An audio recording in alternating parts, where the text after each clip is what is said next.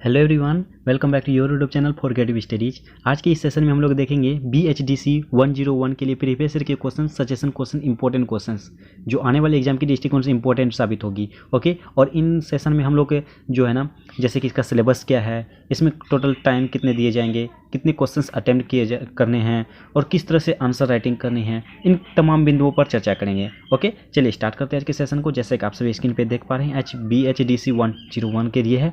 ये जो है प्रीवियस ईयर के क्वेश्चन से जो दिसंबर 2021 में जो एग्जाम हुई थी उसके बारे में उसमें पूछा गया था। इसका PDF जो टेलीग्राम चैनल पे मिल जाएगी और इस पे जो मैं बताऊंगा कहाँ से क्वेश्चंस पूछे जा रहे हैं और कहाँ से क्वेश्चंस लिए जाते हैं और आपको कहाँ से क्वेश्चन को करके जाना है, ताकि आपके जो एग्जाम में थोड़ी सी भी प्रॉब्लम ना आए। ओके, देखिए BHDC 101 का जिसका सब्जेक्ट है हिंदी साहित्य का इतिहास, यानी कि रीतिकाल तक। ओके, इसमें जो ना अधिकतम अंक है 100, यानी कि टोटल कुल मार्क्स जो है आपके 100 नंबर के पूछे जाएंगे। उसका समय आपको 3 घंटे का दिया जाएगा। ओके, और एक बात आप सभी ध्यानपूर्वक सुन लीजिए। सबसे पहले आप जो भी सब्जेक्ट के एग्जाम देने जाओगे, एग्जाम हॉल में क्वेश्चन देखने के बाद जो इसको जरूर देखना और समय और कुल मार्क्स जरूर देख लेना। इससे आपको समझ में आ जाएगी, अंदाजा आ जाएगी किस तरह से आपको आंसर राइटिंग करनी है। ठीक है ना। तो सबसे पहली बात, आप नोट जरूर पढ़ लेना। नोट में क्या लिखा रहता है, यानी 5 प्रश्नों के उत्तर दीजिए, सभी प्रश्नों के अंक समान है, यानी कि टोटल जितने भी प्रश्न हैं उनमें से 5 को सॉल्व करनी है। ओके, और हर एक सब्जेक्ट में अलग अलग तरीके से पूछे जाते हैं, तो उनको ध्यान पे रखनी है। ओके, चलिए स्टार्ट करते हैं। जैसे कि देखिए, पहला सवाल आपके लिए है, साहित्य के इतिहास में काल विभाजन और नामकरण की आवश्यकता पर प्रकाश डालते हुए उसके विविध आधारों की चर्चा कीजिए। देखिए ये क्वेश्चन है और मैं आगे बताऊंगा कौन कौन से क्वेश्चन इंपॉर्टेंट है। कोई स्टूडेंट सोचते होंगे कि मैं PDF देख लूंगा, ये वो देख लूंगा, वो देख लूंगा, वो बात है, बट ठीक है, आप लोग ध्यानपूर्वक सुनिएगा किस तरह से क्वेश्चंस पूछे जाते हैं, मैं उन पर भी चर्चा करूंगा। ओके ना। चलिए, और आगे ये भी बताऊंगा कहाँ से क्वेश्चंस पूछे जाते हैं और किस टाइप से पूछे जाएंगे। ठीक है, चलिए दूसरी सेकंड नंबर क्वेश्चन देखिए आप सभी। आदिकालीन राजनीतिक एवं साहित्यिक परिस्थितियों का विवेचन कीजिए। देखिए आदिकालीन से रिलेटेड हर साल आपके क्वेश्चन देखने को मिलते हैं। आदिकालीन से कभी राजनीति पूछ देगा तो कहीं साहित्यिक पूछ देगा, इसे आपको देखने को मिल रही है। तो आदिकालीन से रिलेटेड जितने भी संबंधित सवाल होंगे उसको जरूर कंप्लीट करके जाना। ठीक है ना। उसके तरासो काव्य की प्रमुख विशेषताओं का वर्णन करना है, चर्चा करना है, डिफिनेशन इसके बारे में बताना है। ठीक है, चलिए नेक्स्ट है, देखिए भक्ति काल हो गया, भक्ति काव्य हो गया। इससे जो ना हर एक साल देखने को क्वेश्चन मिला है। आगे मैं और भी क्वेश्चन दिखाऊंगा, उससे रिलेटेड आपको एक क्वेश्चन देखने को मिलेगी। तो इसको करना क्या, इसको भक्ति काल से जितने भी संबंधित प्रश्न आएंगे इसको जरूर देख लेना है। इसमें देखिए उदय के कारण पूछे हैं, हो सकता है कि भक्ति काल के जो ना से रिलेटेड और बाकी सवाल पूछ दे, तो भक्ति काल से संबंधित तमाम बिंदुओं को अच्छी तरीके से देख लेना।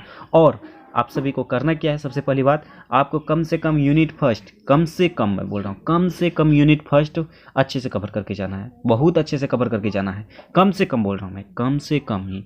ओके, तो उसको इग्नोर मत करना। और आगे एक और बात बताऊंगा, उसको भी ध्यान रखना, थोड़ा सा धैर्य बनाए रखिए। ओके, कृष्ण भक्ति काव्य की प्रमुख प्रवृत्तियों पर प्रकाश डालिए और निर्गम संत परंपरा का परिचय दीजिए और रीतिबद्ध कवियों के काव्य के वर्ण विषयों का विवेचन कीजिए। देखिए रीतिबद्ध हो गया, रीतिकाल तक जो है ये, इससे आपको 100% एक क्वेश्चन देखने को मिलेगी, क्योंकि ये सब्जेक्ट नेम ही है रीतिकाल तक। तो रीतिबद्ध रीतिकाल से संबंधित आपको क्वेश्चन देखने को मिलेगी।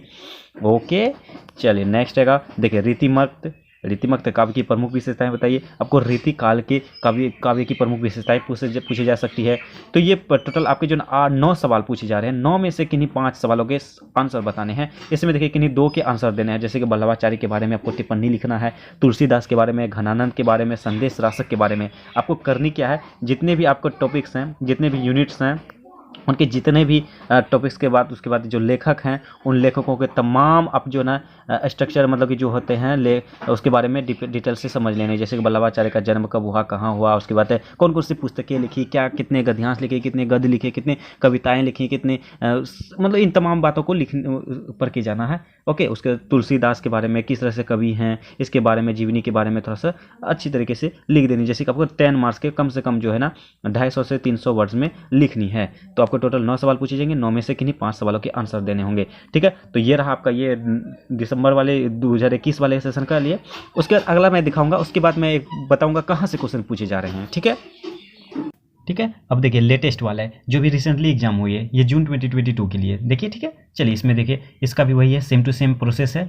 तो इसके बारे में देखिए आधुनिक काल तथा उसके विविध उपखंडों के नामकरण संबंधी विवाद पर चर्चा कीजिए या विचार कीजिए। ठीक है, उसके उपभ्रंश साहित्य के उद्भव और विकास पर प्रकाश डालिए। आदिकालीन, देखिए आदिकालीन से मैंने जस्ट बताया था, आदिकालीन से संबंधित आपको प्रश्न पूछे जाएंगे, जैसे कि इससे पहले राजनीतिक हो गया था, पूछा था, उसके बाद देखिए धर्म संबंधी इस बार पूछ दिया है। तो आपको करनी क्या है, आदिकालीन से संबंधित जितने भी तमाम बिंदु होंगे उन पर चर्चा कर लेनी है, डिस्कस कर लेनी है, ओके, कंप्लीट कर लेना है। उसके सगुण भक्ति काव्य के दार्शनिक आधारों पर प्रकाश डालिए। अभी जस्ट भक्ति कालीय, भक्ति काव्य हो, भक्ति काल से इससे संबंधित आ गया है। देखिए फिर नेक्स्ट क्वेश्चन नंबर 5 में देखिए भक्ति काव्य की विशेषताओं पर चर्चा कीजिए, बताइए। उसके निर्गुण शांति काव्य के भाव पर पक्ष पर प्रकाश डालिए। और रीतिकाल, मैंने अभी जस्ट बताया था, रीतिकाल आपका सब्जेक्ट नेम है, तो रीतिकाल, रीति काव्य, इससे संबंधित आपको क्वेश्चंस देखने को मिलेगी ही मिलेगी। देखिए इसमें कहा है रीति का अर्थ स्पष्ट करते हुए रीतिकालीन परिस्थितियों पर प्रकाश डालिए।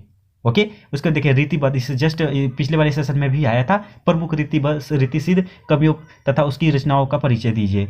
और नेक्स्ट है आपका जैसे कि रामानंद, शुद्धाद्वैतवाद, उसके रीतिकालीन कवि ठाकुर, उसके सूरदास, यानी कि इन जो है जितने भी अच्छे अच्छे लेखक हैं उनके बारे में टिप्पणी के लिए पूछा जा सकता है। तो आपको इतनी बातों पर ध्यान रखना है, ठीक है ना। और यूनिट 1 को जरूर कंप्लीट करके जाना, अब आई मेन पॉइंट पर, ठीक है। चलिए मैं एक और पीडीएफ दिखा रहा हूं, उसके बारे में आप समझ सकते हैं कि कहां से क्वेश्चन पूछे जाते हैं। चलिए देखिए ये आपको मतलब पीडीएफ, मतलब ये जो है स्क्रीन पे जो दिख रहा है, आप सभी देखने के बाद समझ ही गए होंगे कि क्या है ये क्या है। ये असाइनमेंट के क्वेश्चंस हैं, आपके सब्जेक्ट के असाइनमेंट के क्वेश्चन हैं BHDC 101, ओके ना। तो चलिए इसमें देखिए, अब मैं ये इसलिए दिखा रहा हूँ क्योंकि मैं कुछ बताने की प्रयास कर रहा हूँ इसके बारे में, ओके। तो सबसे पहली बात ये समझ लो कि असाइनमेंट के जो क्वेश्चंस होते हैं, असाइनमेंट के जो एग्जाम होती है, वो आपके सिलेबस का ही क्वेश्चंस होते हैं। ऐसा नहीं है कि आउट ऑफ सिलेबस से पूछे जाते हैं, ओके। तो आपके सिलेबस में जो हैं वो वही क्वेश्चंस आपके इसमें एग्जाम में भी पूछे जाएंगे, असाइनमेंट हो या टर्मिन हो, ओके। तो असाइनमेंट भी एक प्रकार का एग्जाम होती है, वो हालांकि घर में बनाने को दिया जाता है। तो बच्चे सब समझते हैं कि नहीं ये ऐसा है वैसा है, कुछ नहीं, ऐसा कुछ भी नहीं है, वो आपके सिलेबस से ही एग्जाम में पूछे जाते हैं। और आप एक बात ध्यान रखना कि असाइनमेंट के क्वेश्चन से कम 1 से 2 क्वेश्चन 100% पूछा जाएगा, और अभी तक के एग्जाम में ऐसा देखने को मिला है, ओके। मैं बहुत सालों से, बहुत दिनों से इस पर काम कर रहा हूँ, आप सभी जानते ही होंगे।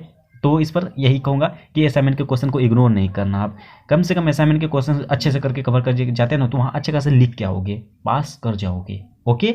तो देखिए आदिकाल का स्वरूप स्पष्ट करते हुए आदिकालीन साहित्य के प्रेरक बिंदुओं की चर्चा कीजिए। देखिए ये क्वेश्चन था या नहीं था, मानते हो या नहीं मानते हो, जो मैंने बताया था। उसका देखिए सेकंड नंबर क्वेश्चन में आदिकाल की सामाजिक एवं आर्थिक परिस्थितियों का विवेचन कीजिए। देखिए ये भी क्वेश्चन था या नहीं था। मैं ये बताने की प्रयास कर रहा हूँ कि असाइनमेंट के क्वेश्चन बहुत इंपॉर्टेंट होते हैं, बहुत मायने रखते हैं। ये असाइनमेंट के क्वेश्चन से आपको अंदाजा लग जाएगा कि किस टाइप से क्वेश्चन पूछे जाते हैं इस साल, ठीक है। तो आपको यही करनी है कि असाइनमेंट के क्वेश्चन को पढ़ के जाना अच्छे से। उसके कृष्ण भक्ति काव्य की प्रमुख प्रवृत्तियां बताइए। देखिए भक्ति काव्य से संबंधित आते हैं, इसमें कृष्ण भक्ति के बारे में पूछा गया है। फिर नेक्स्ट है ज्ञानश्री, भक्ति काव्य के दार्शनिक आधार पर चर्चा करनी। ये जो है भाग 2 के जितने भी सवाल हैं इसको आप 100% करके जाना। उसका देखिए ये टिप्पणी जो कहा जा रहा है उसमें 9 नंबर में जो है अलग पूछी जाती है। देखिए शुद्धाद्वैतवाद ये भी पूछा गया था, अभी जस्ट मैंने दिखा था। ये वल्लभाचार्य, ये भी उसके सिद्ध पद, ये इसको अच्छे से कवर करके जाना। असाइनमेंट में जितने भी होंगे उसको कवर करके जाना। उसके बाद रीतिकालीन, मैंने जस्ट बताया था कि रीतिकालीन आपको 100 पूछे जाएगा, क्योंकि रीतिकाल जो है आपका मतलब सब्जेक्ट नेम ही है, तो इसको देख लेनी है। रीतिकालीन साहित्य के प्रेरणा स्रोतों की चर्चा कीजिए। उसके बाद इस पर टिप्पणी के लिए जाए आलम, उसके बाद रीतिकालीन वीर काव्य, ये जो है आपके लिए इंपॉर्टेंट होगी। तो आपको करनी क्या क्या है, ये जितने भी सवाल मैंने बताया उसको कवर कर लेनी है। उसके बाद आपको जो कम से कम यूनिट फर्स्ट को अच्छे से कवर कर लेनी है। उसके बाद असाइनमेंट के क्वेश्चन को कवर कर लेनी है, ठीक है। चलिए तो मैंने इतने दिखाया, इस आई होप कि जो मैं बताने की प्रयास कर रहा हूँ आप सभी समझ गए होंगे, और ये जो आपके लिए जो ये सेशन बहुत ही ज़्यादा महत्वपूर्ण साबित हुई होगी। तो आपको इस समझ गए होंगे कि किस टाइप से क्वेश्चन पूछे जा रहे हैं और कहाँ से पूछे जा रहे हैं और किस टाइप से हमको प्रिपरेशन करनी चाहिए, ओके। तो नेक्स्ट जैसे कि BHDC 102, 103, 104 बहुत ही जल्द अपलोड होने वाली है। तो उसके लिए आपको करनी क्या है, सबसे पहली बात तो जो चैनल में पहली बार आए हैं तो पहले चैनल को जरूर सब्सक्राइब कर ले, बेल आइकन को हिट कर दे, ताकि जैसे ही नेक्स्ट सेशन अपलोड हो तो आपको नोटिफिकेशन मिल जाए। उसके बाद वीडियो पसंद हो तो लाइक कीजिए, कमेंट के में जो भी डाउट हो डाउट पूछिए, और अपने दोस्तों को भी जरूर शेयर करें। इतनी मेहनत करते हैं आप सबों के लिए तो इतना तो बनता ही है। चलिए मिलते हैं नेक्स्ट सेशन में, तब तक के लिए थैंक यू।